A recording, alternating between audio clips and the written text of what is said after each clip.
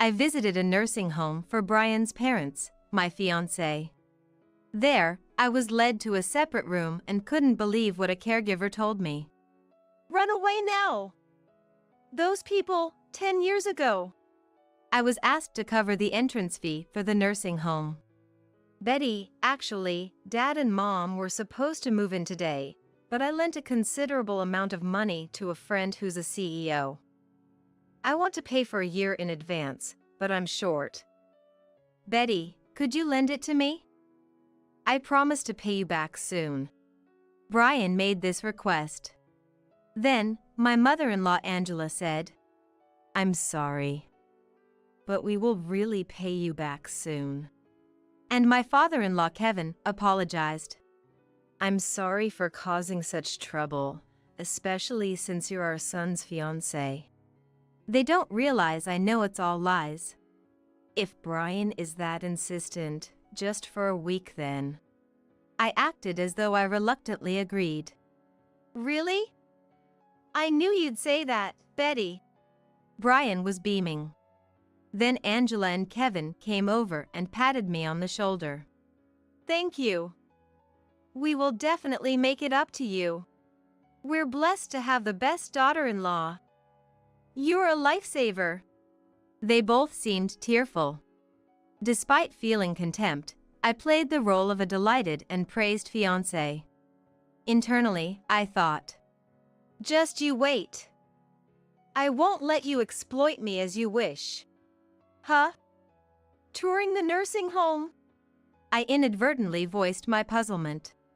Brian, as if it were obvious, tilted his head and said, Yeah, you'll come with me, right? As I've mentioned before, my parents are quite elderly. Ever since Mom fell at home, she hasn't been walking well. Responding to Brian's suggestion. But at this time of year, I hesitated, but he seemed unwilling to change his mind. My name is Betty, I'm 29 years old. I work at an insurance company, handling assessments.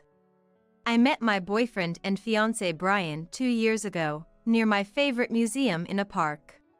He worked at a real estate company nearby and had gone out to eat lunch in the park when I dropped a postcard I bought from the museum's gift shop, and he picked it up for me. You dropped this.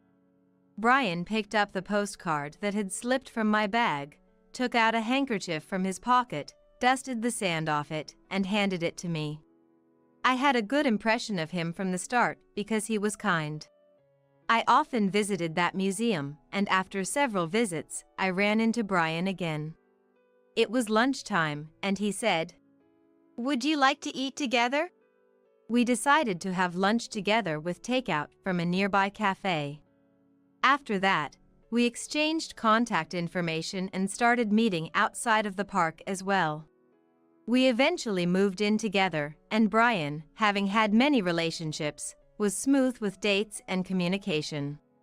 Being new to romance, I relied on him, and he was the one who confessed and proposed.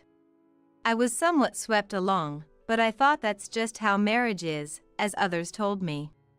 However, Brian had a bad habit that crossed my mind even when I said yes to his proposal. Brian had an unusually high pride and boasted about graduating from a prestigious private university. He was usually calm and didn't show such an attitude, but occasionally, he would make such remarks. For instance, when it comes to a team member who dropped out of school, it's because he has a low level of education. Or when seeing a poorly dressed homeless person, I wouldn't want to end up like that. And laugh. He knew I had a college degree. Betty, you don't know much about anything. But often made somewhat condescending remarks. That's just you liking to show off knowledge you don't need at the moment, but I know that too. I retort, but Brian is convinced I'm just pretending to know. This might make Brian seem like a bad guy, but he's taken me to various art galleries and museums, never raising his voice or being violent. We've never really fought, sometimes to the point where I wonder if we're both just holding back. If there's something you want to say, let's talk about it. Even though I says this, I have no complaints about you, Betty. If you have any issues with me, please tell me right away. That's the kind of response that comes. So, I said, I wish you wouldn't belittle people so much. Did I belittle someone? Seemingly having no recollection, though he probably isn't aware of it. He often talks about his company to others, sometimes sharing things that I suspect should be confidential, which worries me. Are you sure it's okay to share that? It sounds important to the company. He's a friend, so he won't tell anyone else. He just brushed it off. Working at an insurance company, I know there are things you must never share, even with family. I wonder if real estate is different. Brian seems so carefree about it, so I've tried to convince myself it's okay if he thinks so. But the idea of him speaking so freely about various things, including possibly about me, doesn't sit well with me. Indeed, Brian often shares things with me that others would likely want kept secret. Since I'm a person who doesn't share other secrets, I try to let it slide, but my discomfort has been growing. And my unease about our upcoming marriage only increased after meeting each other's parents. When we got engaged, we decided it was time to meet each other's parents. At my house. Thank you for marrying my daughter, who couldn't find someone to marry at her age. My mother, Emily, was welcoming. Then my dad, Thomas. Brian is a bit. He seemed reluctant, but he eventually agreed to the marriage. If Betty has chosen him. So, I asked, what's wrong? But my dad seemed hesitant to talk and ultimately didn't share. When I mentioned it to my mom, Thomas just feels lonely about you getting married. She laughed it off. Given my dad has always been thoughtful, I worried there might have been something off he sensed.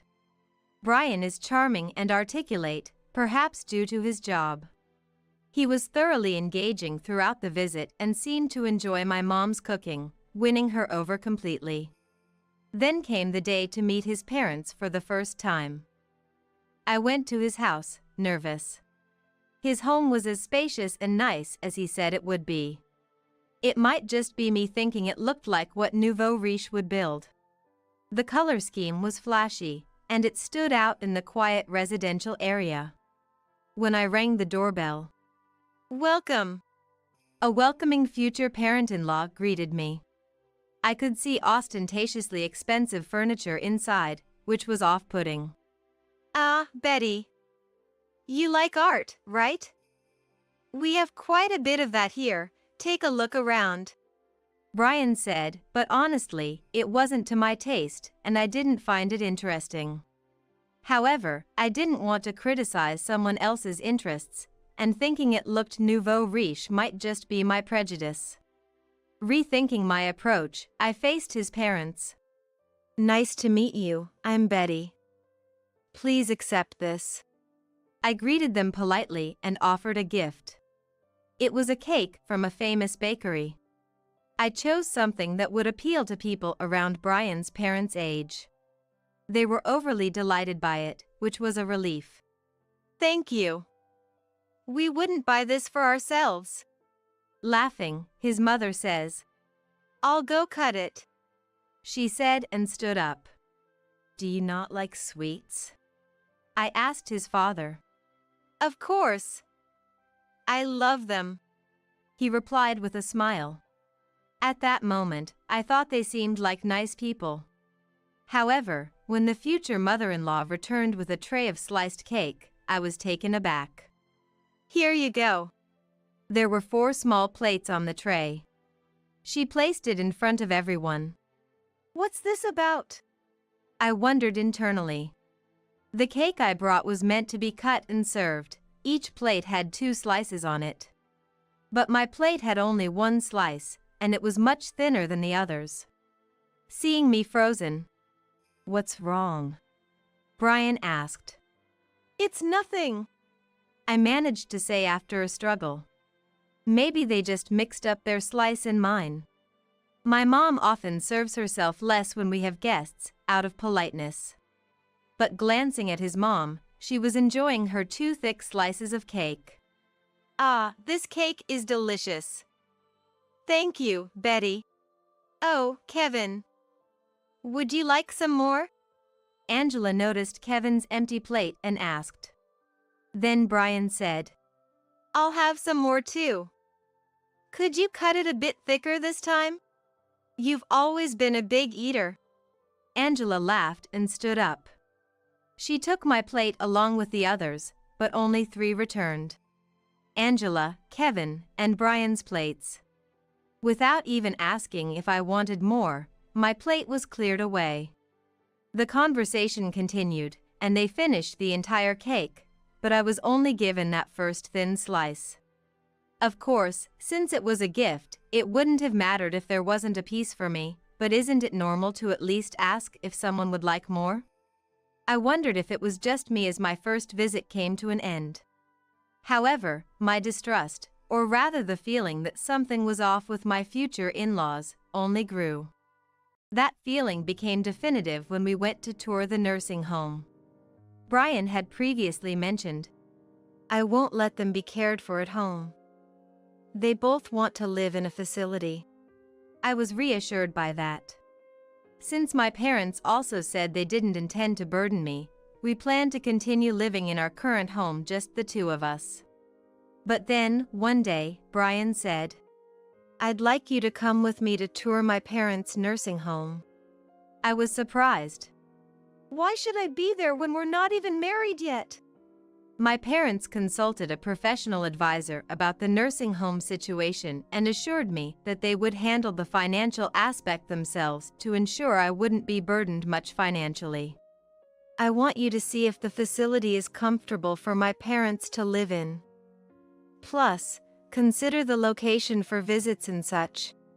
Brian said, but I was honestly reluctant. Since that day, every time I met the future in-laws, they either pushed unwanted things on me or pestered me about my job. Even when I said I couldn't talk because it was confidential, they'd say it should be fine since we're family. My family values privacy, even among ourselves, and believes there are things that shouldn't be shared, so I was really troubled. But honestly, living with and caring for those 2 seemed much worse. I feared they might not like the facility and propose living with us instead. Feeling this way, I agreed to accompany them to the facility. The facility we visited seemed much more luxurious than what had been described for my in-laws. When Brian's parents go there, someone from the facility speaks to them. He was still a young man. Hello, I'm Daniel, your contact. You're here for the admission process today, right? Yes. Angela nodded. Eh? And I inadvertently said, because I was told we were just going to look around. Brian raised his hand in an apologetic gesture and said, Sorry. Actually, they went by themselves before and ended up liking it. But I only heard about it just before we came, so I didn't know how to bring it up. Is that so? I was surprised they decided on such a luxurious place after just one visit. Feeling uneasy, the facility's staff approached us unexpectedly. You're Brian's fiancé, right? I can give you a brief tour of the facility. Angela and Kevin, could you head to the room you were interested in before? Brian, you can join them if you'd like. Daniel suggested, and while the 2 nodded, Brian looked puzzled. Can I also take a look around then? That's fine, but Angela and Kevin mentioned they wanted to show their son the room as soon as possible. With a smile, Brian decided. Then, I'll go see the room first. And the 3 of them left. Watching them go were Daniel and I. Daniel suddenly became serious. Please, this way. Instead of showing me around, he led me to a nearby small room. Feeling pressured, I entered the room, which looked like a small conference room. Daniel closed the door, turned to me with a sense of urgency, and said, Run away now! Those people, 10 years ago. What do you mean, run away, 10 years ago? Confused, I looked up at Daniel. Realizing I was lost, Daniel took a deep breath.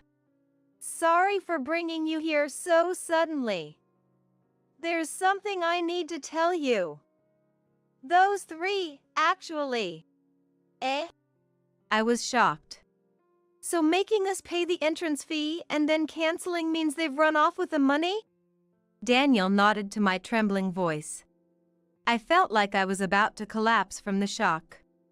Supporting me, Daniel offered. Please. He seated me in a chair.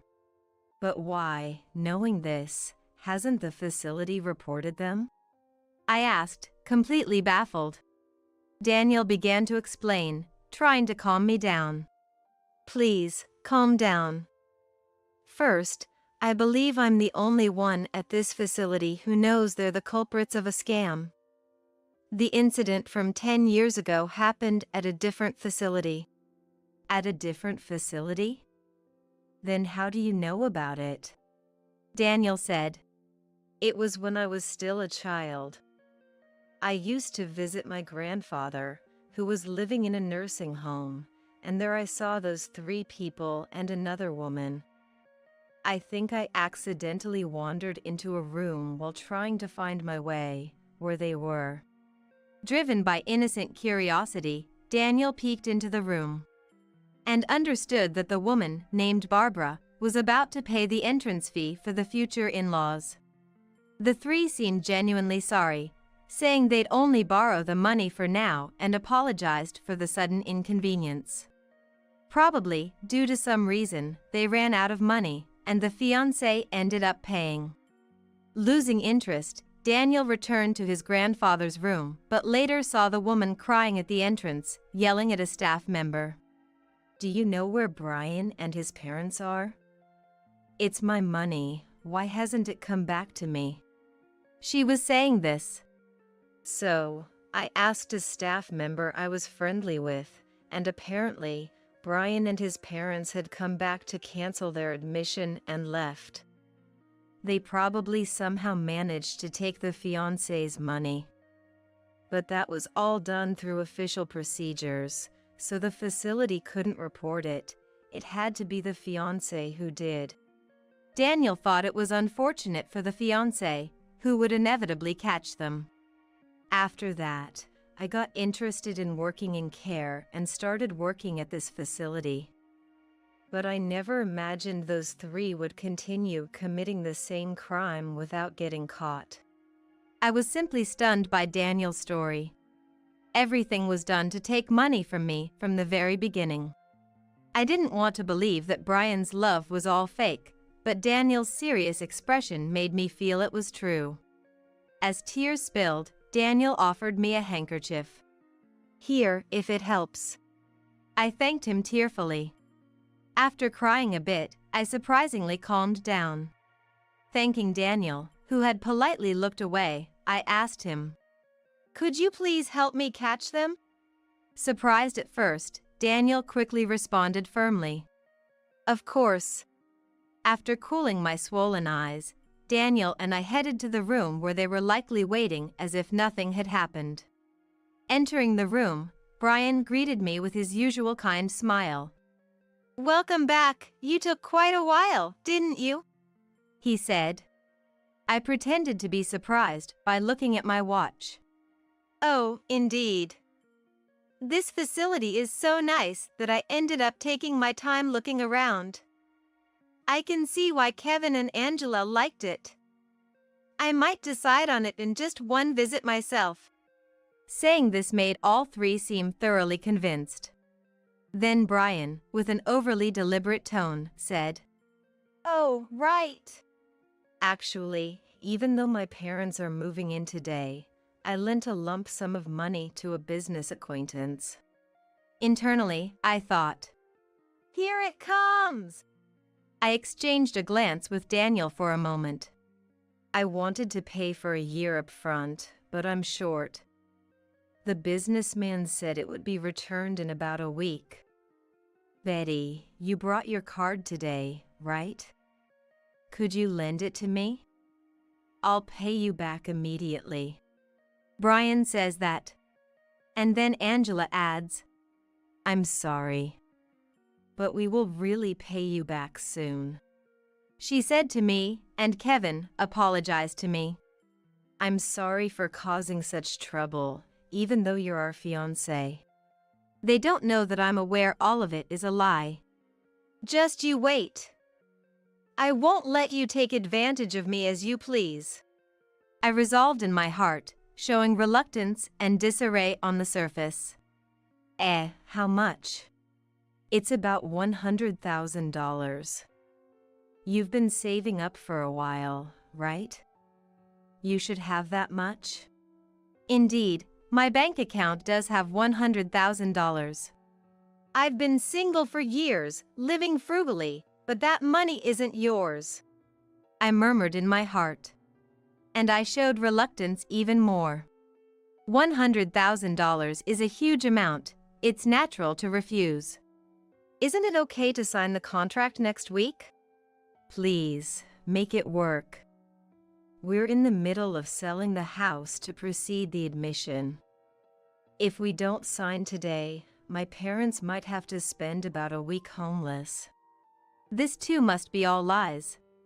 Surely, there's no house selling contract. Brian gripped my hands. Please. Pleading. I wondered if all this while he played the role of a dependable man just for this moment.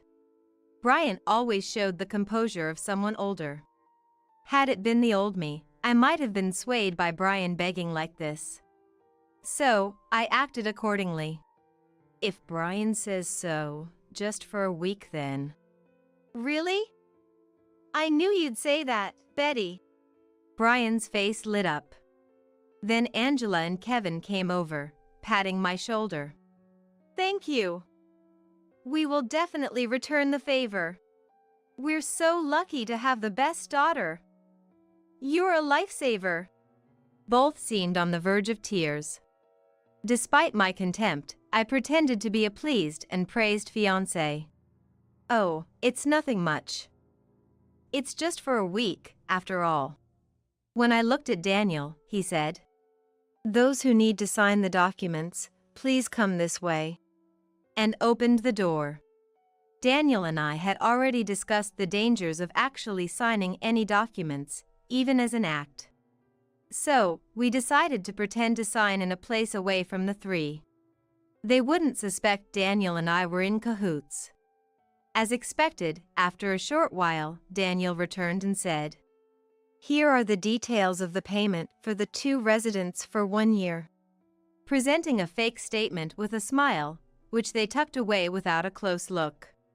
If you need to do any additional procedures regarding the admission, please contact this number. We can't assist without an appointment.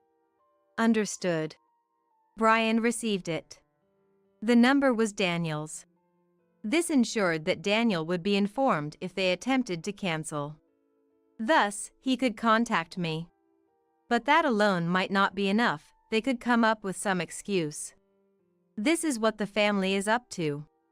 There must be other things they're doing as well. I had decided to thoroughly expose all 3 of them. First, I decided to search Brian's room. We lived in separate rooms, and it was rare for us to enter each other's spaces. Especially me, I believed it was wrong to enter someone's room without permission, even if it was my boyfriend's, unless invited. Brian knew this, so he might have left something incriminating, thinking I would never enter. My suspicion was correct. From the back of his bookshelf in his room, I discovered a statement that clearly showed money was missing due to fraud. It seems to be out of my field, but it appears to be documents related to the purchase of a condominium. In other words, embezzlement. A real criminal. I murmured unintentionally. Moreover, Brian's room was much tidier than I expected. Rather, it was prepared for packing. Probably to leave the house as soon as the money was secured. Furthermore, I decided to shake Brian by bringing up my concerns while also collecting evidence of their previous activities at the other facility in coordination with Daniel. By the way, is work going well recently? I'm also wondering about the $100,000 I loaned to Kevin and Angela. It's making me quite anxious to have it returned soon. I said this at dinner, and Brian seemed visibly shaken. They've only been in the facility for 2 days, haven't they? You worry too much, Betty. Approaching Brian's room quietly at night, I heard him on the phone. Seemingly with his parents. My suspicion that showing concern about the money in Brian's job would lead him to contact his parents was correct. I couldn't hear the voices of my husband's parents, but I had previously purchased a high-performance voice recorder and carefully slid it under the door gap to record. I gathered the recorded audio as evidence and stored it in a box. 2 days later, I received a call from Daniel. It seemed there was a request to cancel the admission from my husband's parents. It's tomorrow at 2 p.m. Please come to the facility before then. Daniel's voice over the phone sounded urgent. Do you think it will go well? Feeling anxious, I asked, and he reassured me. It will be fine. With all this evidence, definitely. And I felt empowered as the day arrived. Today was for the cancellation procedure, right? It's a shame. We thought you were pleased with our facility. I listened to the conversation between Daniel and the three from behind the door. Daniel sounded genuinely disappointed, an act of true realism. Brian responded, Actually, a previous girlfriend had a serious accident. We need the money for her treatment. Dad and Mom said to prioritize her, so we decided to cancel for now. That's a huge lie. The supposed seriously injured girlfriend is right here. I was worried that Daniel would laugh, but he dexterously said, Is that so? He sounded worried. Then we'll need the fiancé's card for this. Oh, that's fine. I knew where it was stored. Here, this one. There was my real card. He must have entered my room and found it without permission. Daniel then offered, Could you please sign these documents? He held out a piece of paper. And this? Brian's voice, taken aback, was audible, and I couldn't help but laugh. Daniel. This is just a blank sheet, right? Yes, it's blank. Exactly. Since there was never an actual contract, there's nothing to cancel. Hey, what's this about? Are you kidding me? Brian, who had never raised his voice in front of me, was angry. Unable to contain myself any longer, I stood up and revealed myself. It's not a joke at all. There was never a contract to begin with, so there's nothing to cancel. A blank sheet is perfectly sufficient for a non-existent cancellation. Betty! The three looked at me in surprise. I stepped forward and laid out the evidence before them. Here, this is a copy of the lump sum payment document you had someone else sign 10 years ago. The sudden accident and withdrawals from the joint bank account are exactly the same. What are you talking about, Betty?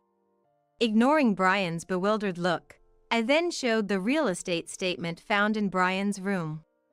And this is evidence of your embezzlement. I've already sent it to your company, so you should be thankful. Brian's face turned pale at that.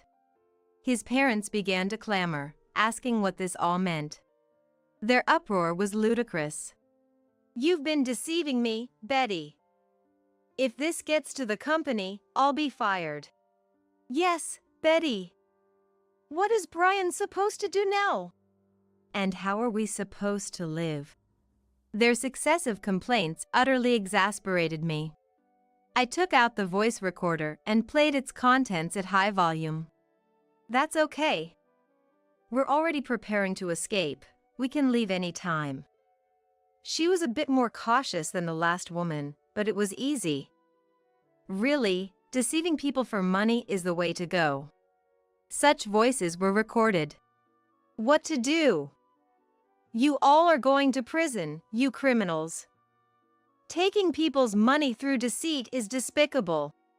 As I shouted with all my might, Brian aggressively approached me. What did you say? His hand was raised. Bracing for the blow, I shut my eyes and tensed up, but the impact never came. Looks like we're about to add another crime to the list. Let go! Daniel had restrained Brian.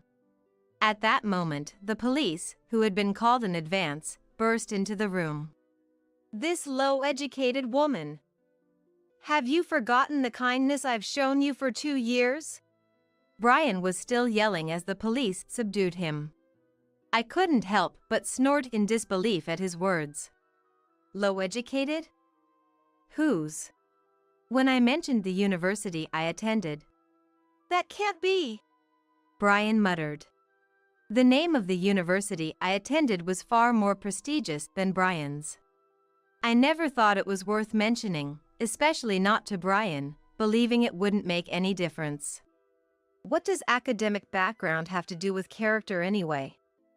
If going to university makes someone respectable, then thanks to you, I can confidently say that's not the case. With that, I laughed, and Brian fell silent, unable to say anything more. Eventually, the three were arrested, and I moved out of the house I shared with Brian. Though I felt a bit of nostalgia for the house, I wanted to cut ties with those three more than anything. When I told my parents everything, they were extremely worried and scolded me for not relying on them sooner. My dad, who had been somewhat hesitant about the marriage, confessed. I've had a bad impression of Brian since then. I should have spoken up sooner. To my dad's regret. It's not your fault, Dad. They are the ones to blame. I reassured him. I was almost proud of my dad's judgment. My mom said, I once said I wanted him to marry my daughter, but I take it back. If I see him again, I'll kick him. My dad and I laughed together at that. After the ordeal, I started dating Daniel. Despite the unusual way we met, Daniel turned out to be a very sincere person. Though he's younger, we do argue at times, but we also engage in meaningful discussions, something that was refreshingly absent in my relationship with Brian. It made me realize Brian was truly only interested in me for money, without any consideration for our future. Daniel wasn't initially interested in museums or art galleries, but knowing I enjoyed them, he started to share this hobby with me. He's more of an indoor person, preferring to read books or play video games at home. His interest is in story-driven games, exploring different worlds through them. I said that the game was surprising considering his healthy appearance. I enjoy discovering new worlds through games with good narratives. He was answered. I have no connection to the game. I see. I didn't know you could enjoy games that way. I was surprised. So, I even tried playing some of his games. Ever since then, I've developed a fear of engagement and marriage. Daniel knows this, so he never presses the subject. However, when my parents visited my area, they met him in what was like a casual greeting. Despite his nervousness and difficulty speaking, my parents thought highly of him.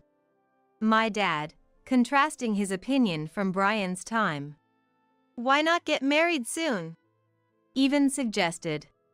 If I hadn't met Daniel, I might have been at a low point in my life, but now I feel incredibly fortunate. I hope to overcome my fears eventually and spend my life with him.